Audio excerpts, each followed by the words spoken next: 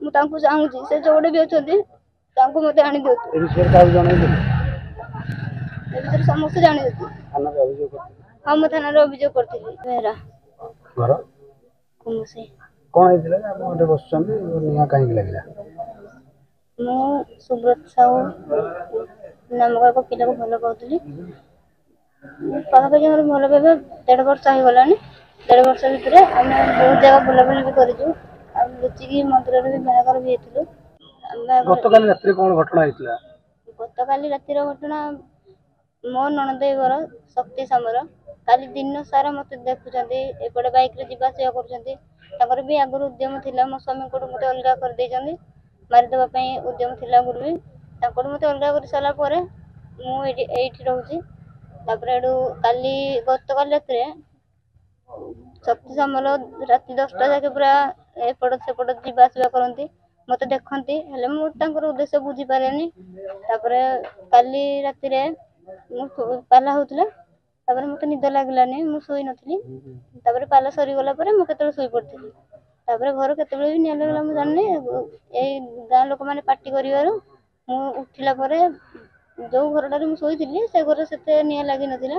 ହଠାତ୍ କି ନିଆଁ ପୁରା ଉପରକୁ ଉଠିଗଲା। ଯେତେବେଳେ ମୁଁ ଉଠିକି ଆସିଲା ପରେ ଭିତରେ ମୁଁ ଶୋଇଥିଲି କବାଟ ଲକ୍ କରିକି, କବାଟ ଖୋଲିଲି। ତାପରେ ଏଠୁ ଗୋଟେ ନିଆଁ ବୁଲଟେ ମୋ ଲୁଗା କାନିରେ ଲାଗିଗଲା। ତାପରେ ଏଠୁ ମୁଁ ଆସିଲି।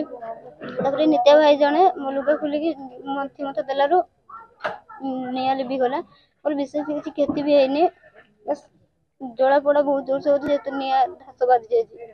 ମୋ ଶାଶୁ ଘରକୁ ମୋତେ ମାରିଦେବା ପଛରେ ଶକ୍ତି ସାମଲର ଏକମାତ୍ର ଉଦ୍ଦେଶ୍ୟ। ମୋତେ ମୋ ସ୍ୱାମୀଙ୍କ ପାଖରେ ରଖେଇଦେବିନି। ସେ ଆଗରୁ ବି କହିଥିଲେ ତୁ ରହନି, ତୁ ଚାଲିଯା। ମୁଁ କହିଲି ମୁଁ ମୋ ସ୍ୱାମୀଙ୍କୁ ଛାଡ଼ି କୁଆଡ଼େ ବି ଯିବିନି। ତାଙ୍କଠୁ ମୋତେ ଅଲଗା କରିଦେଲେ। ଆଉ ମୋତେ ମାରିଦେବା ପାଇଁ 2-3 ଥର ଉଦ୍ୟମ ପରେ ଏଥର ସେ ସକ୍ସେସ୍ ହେଇଥିଲେ। ହେଲେ ବି ମୋ ଜୀବନ ଗଲାନି। ନିତ୍ୟ ଭାଇ ଜଣେ ମୋତେ ରକ୍ଷା କଲେ। ମାରିଦେବା କାହିଁକି ଉଦ୍ୟମ କରୁଥିଲେ?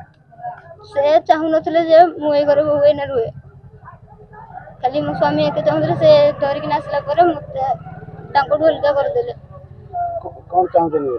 ମୁଁ ବର୍ତ୍ତମାନ ଚାହୁଁଛି ଯେ ମୋ ସ୍ୱାମୀ ଯୋଉଠି ବି ଅଛନ୍ତି ତାଙ୍କୁ ମୋତେ ଆଣି ଦିଅନ୍ତୁ। ବାସ୍ ମୋ ଶାଶୁଘର ଯୋଗ ଯେମିତି ମୋତେ ଅଲଗା ତାଙ୍କଠୁ କରିଛନ୍ତି, ମୁଁ ତାଙ୍କଠୁ ଅଲଗା ହେବା ପାଇଁ ଚାହୁଁନି।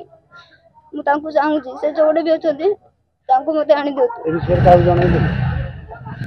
ଏ ବିଷୟରେ ସମସ୍ତେ ଜାଣିଛନ୍ତି। ଥାନାରେ ଅଭିଯୋଗ କରିଥିଲେ? ହଁ ମୁଁ ଥାନାରେ ଅଭିଯୋଗ କରିଥିଲି। ଯୋଉଦିନ ଏ ଘଟଣା ହେଲା ତା ପୂର୍ବ ଦିନ ମୁଁ ଥାନାରେ ଅଭିଯୋଗ କରିଥିଲି।